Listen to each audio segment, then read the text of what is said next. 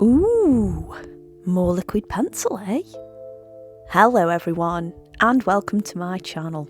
I'm Katie, and today we are going to explore the Derivan liquid pencil permanent. Now, this isn't the first time I've used any Derivan liquid graphite products. We did have some in a scrawlrbox about 12 months ago, and I loved them. Now, I bought this singular little tube here, ages ago, when I did that Jackson's haul, I want to say in March time. I had a moment of weakness, but they had a watercolour sale on, and this fell into that category, so how could I resist? It also pretty much behaves in the same way, with the exception of once it's dry, it's dry. I also just chose to get the plain graphite one, or the grey one, you could say, because I have some ideas on how to add some colours to this, and it may include brusho, but that will be for an upcoming video. I thought to do this some justice as well, I'd use a very textured paper because this is such a granulating medium. It needs them textures to sit into, so I just thought, this is perfect, let's do it. The paper itself is an unbranded one. I do believe it is 300 GSM, and obviously it is a cold press, but it has a definite texture to it. But it was on Jackson's website, and I think it was only about £6. I could be completely wrong. I will leave a link down below for you guys to check it out if they still stock them. But I thought, well, you know what, for how little it cost and for everything it promised, I can give that a try. I do hasten to add, at the time of purchase there was a watercolour paper sale. Well, actually I think it was a general paper sale, so that also made it a little bit cheaper.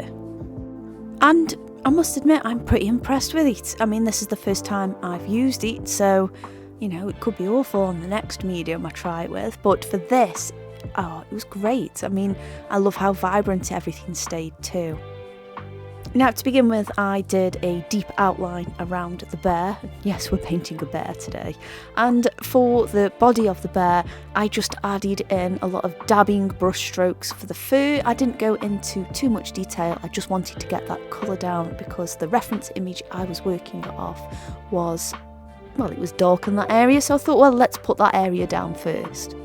Now, I was quite curious to see how these would layer because with the other Derivan liquid graphite, they aren't permanent, so they can be re-wetted, and obviously that makes the particles move around a bit, and I didn't want that for this one. So when it came to adding those secondary hairs or clumps of fur, I was blown away. I couldn't believe how beautifully that all layered up. Now, I did use a more concentrated version of what I'd mixed on here. However, I still feel like adding that undercoat really added something to it, and I was so impressed, I really was. And part of me wants to try the other colours, but another part of me wants to perhaps see if I can tint it with brusho. I would love to hear what you guys think, and do you want me to do a video researching this? I promise I'll make it all snazzy and visual and you can see it all mixing together on the page, just so you get what I get from when I do these things. My only concern with using brusho is I don't believe it's light fast. It's wonderful stuff, but I don't think there is that light fast quality to it. So, you know, it'd be great for a print, or perhaps if you just wanted an art piece and you put UV glass in front of it. However, I think if you wanted it to be a long-standing piece, brusho's perhaps not the best thing to use, but I'm going to cover that in a dedicated brusho video soon. But back to what I was asking, if you want me to do a video where I mix it in with the liquid graphite, please let me know. I'm going to try it anyway, but if you want me to share that with you, I am more than happy to. So now we have those fur details down, it's time to start adding some details into the face. I added previously just a wash for where the fur's really short across the bear's muzzle and forehead.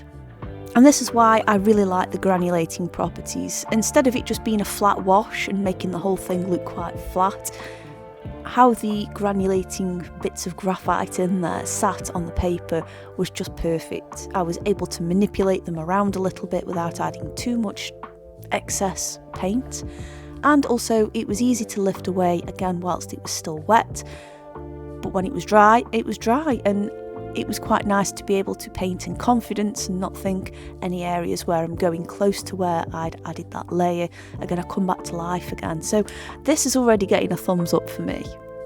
For the fur between the bear's face and the main body, I suppose it's like going to be on the bear's cheeks, again I went in with the same approach of adding a textured wash underneath, again just paint daubs all across and waiting for that to dry before going in with a finer brush this time to add in them furry details. Obviously, while I'm waiting for certain areas to dry, it's time to add a few more details on the bear's face, and again the top of that bear's nose was a little bit lighter, so I added a little less graphite on there, but I love it. I just love this paint, really, that's all I want to say. I really appreciate the qualities of being able to work quite loosely with it and also be a little bit more intricate. I like it when a material has a dual purpose like that, or dual uses perhaps is the better way of putting it. Using that finer brush and just making the fur, well, the brush strokes for the fur a little bit wider apart really does just give that impression of where the light's catching the fur without having to compromise any of the details or go too heavy and lose the values of light that were on there. I loved the fact that when I added the shadow around the bear's eyes, I could do that quite confidently. Again, just moistening the area and then adding some of the paint in and just letting those granulating bits of loveliness do their thing. I really liked as well that I just added a few extra layers in there, again just to create tone, which obviously brings out a little bit more form. The little bits of hair around the bear's mouth, they needed a smaller brush, but I obviously couldn't do that all over the face, otherwise I'd start losing the detail. So to be able to add a light wash and it to blend in really nicely is a massive advantage here. I am really pleased with how this came out. It was an unexpected surprise actually as to how well it came out, and obviously I'm sure you can tell I really enjoyed using these, and it's actually really nice to be using graphite based paints again. Of course, as always, I'd love to hear what you guys think in the comments, so please let me know, and of course let me know if you've tried this permanent non-lifting version too and what were your thoughts on it. Now, there should be a few videos on screen that I think you'll enjoy, so why not give those a click?